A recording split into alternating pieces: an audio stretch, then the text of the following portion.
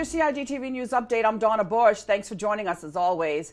A major project is about to be undertaken at the Smith-Barcadere Public Beach. Councillor Barbara Connolly is heading up the redevelopment project. She tells us more. Really excited about my community meeting next Tuesday. That's the 10th of July at the South Sound Community Centre, starting at 6:30. I want everybody to come out, whether it's residents, visitors, whoever. I want them all to come out to be a part of this meeting. We're going to have the drawings there of our proposed development, of our redevelopment of Smith-Barcadere, aka Smith Cove. It's going to be a beautiful plan or development once it's done. It will actually include cabanas and additional restroom facilities. We're going to have an additional car park there that will accommodate something like 34 cars. We're going to have trails leading from the car park to the gazebos. We're going to keep as much of the trees as possible. Basically, we'll be just weeding out all of the debris and the underbrush so that we can maintain as much coverage as possible. We're going to have lots of lighting. I'd like to have it done by Easter of next year. Easter being the time when a lot of people go out there to camp. And one of my plans is to have a designated area for campers. I don't want the campers to go and just try to utilize the whole of the property, but just to have an area that they can go and they can camp. In addition to that, to this project, this is actually going to be a public-private initiative. I want also to have the private sector involved, so I'm actually reaching out to them for sponsorship of some of the facilities there. Say, for instance, or they can sponsor a gazebo.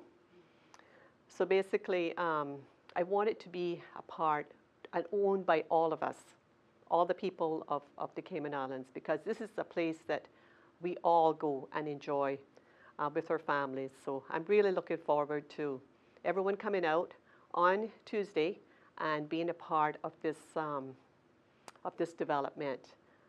Again, the meeting takes place next Tuesday, July the 10th, beginning at 6:30 in the evening. It all happens at the South Sound Community Center, and everyone is encouraged to attend that very important meeting.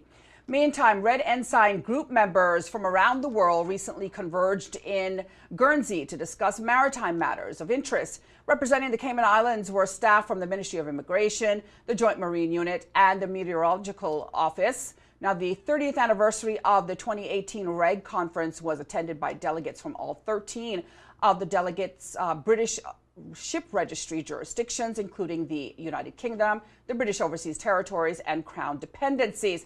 Now, the conference Coastal State Forum was funded by the Foreign and Commonwealth Office, Conflict, Stability and Security Fund, and facilitated dialogue on matters including international codes, maritime safety standards, safety of navigation, and marine search and rescue.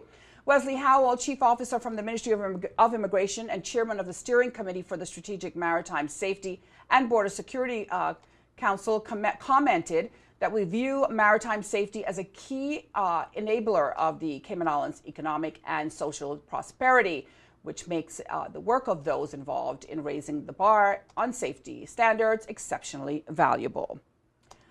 Well, 548 Cayman Islands residents were trained and certified in basic food handling techniques during the first 6 months of 2018. The individuals participated in one of 39 food safety classes that were put on by the Department of Environmental Health during the 6-month period. We are pleased that persons are taking food safety seriously and taking the necessary steps to get certified, Food Safety Officer Gideon Sims said. Not only is this a great achievement, but a signal that food safety hazards will soon be significantly reduced. Now, the DEH offers basic food safety training to all persons involved in the sale, preparation, storage, and delivery of food for public consumption. The 6-hour training course is offered on a bi-monthly basis, but special training sessions can be accommodated upon request with the DEH. Now, to register or for additional information about the DEH food hygiene training, you can visit their website at deh.gov.ky or call the offices on Grand Cayman at 949-6696 or Kim and Bracken Little Cayman at 948-2321. Well, finally, for a look at our weekly schedule of shows here on CIG Television, you can go online to gis.gov.ky and hit the publications icon on the bottom of the home page. If you missed today's news update, you can go to the Cayman Islands Government Facebook page as well as the CIG Television YouTube channel. With your CIGTV news update for this week, I'm Donna Bush, as always, thanking you for joining us, wishing you a wonderful and, of course, a safe weekend, and hoping you'll join us back here again next week. Until then, bye-bye for now.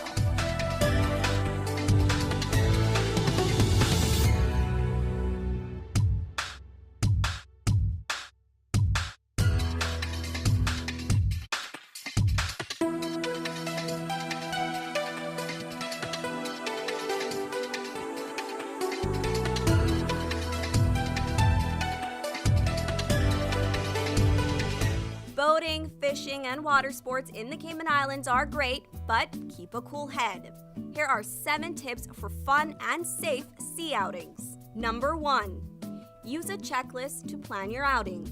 Check the weather forecast, make a float plan, and share it with someone who is remaining on land, stating where you're going, with whom, and when you're expected to return. Visit your nearest marine supply store to get your safety gear. This includes signaling mirrors, whistles, and a flare kit.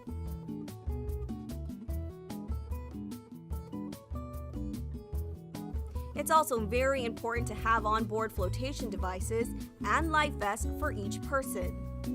There are different types of vests. Some are for water sport activities such as snorkeling, and others are for going on offshore boating or on fishing trips. Number 2. These items can be lifesavers in case of an accident or bad weather. Number 3. Use a motor kill switch, especially if you're boating alone. In case of a leak or breakdown, always stay with the boat until help arrives. If you capsize, an emergency beacon or locator device can send a distress signal to inform the authorities of your location. Larger flares will indicate distress to a boat, airplane, or search and rescue officials. Number 4.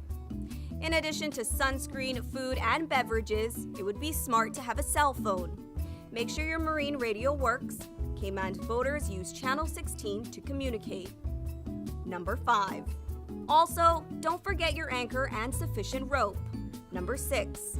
Boat operators should be familiar with the local waters and reefs, as well as the capabilities and functions of the vessels they are using. Always obey the rules of the sea and the marine environment, and have courtesy for others. Number 7. Alcohol and salt water do not mix, especially if you're the captain. Some useful contact numbers are 911.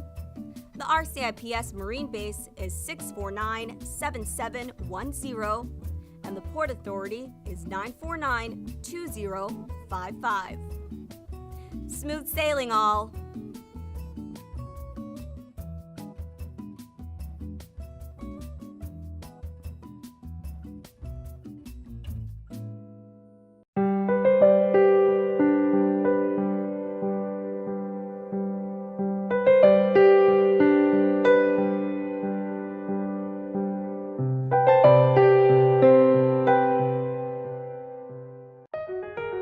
Did you know that planning permission is required for a shed? Did you know you should check with the department as a planning and permit application may be required?